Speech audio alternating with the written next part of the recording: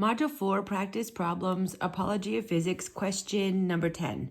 A little boy is playing with a toy car and rolls it across a 4'1" high table with a speed of 1.2 feet per second. The toy car rolls off the edge of the table and onto the floor.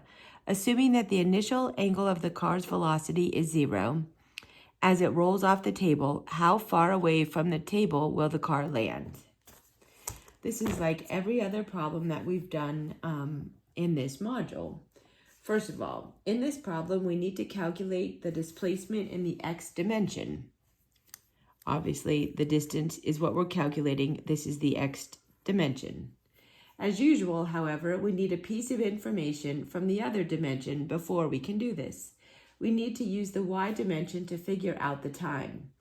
In that dimension, the initial velocity is given by the initial velocity in the y dimension is 1.2 feet per second times the sine of 0.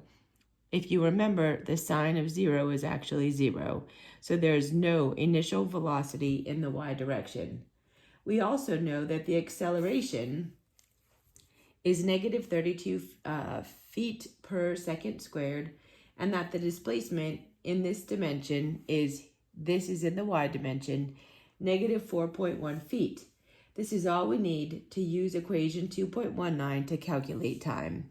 So here's 2.19, delta x equals v naught times time plus 1/2 at squared. V naught, the initial velocity, is 0, so this drops out.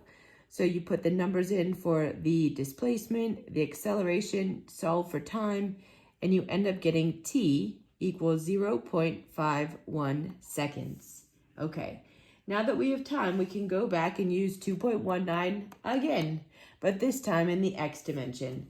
To do this, however, we need to calculate the initial velocity in this dimension. So I did this up here. The initial velocity in the x direction is 1.2 feet per second times the cosine of 0.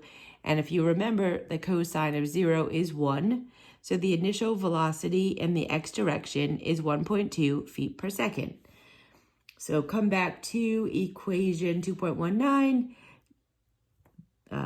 The initial velocity times the time equals 1/2 at squared. With the acceleration in the x direction being 0, this whole part of the equation drops out. So we're left with delta x equals v naught times time.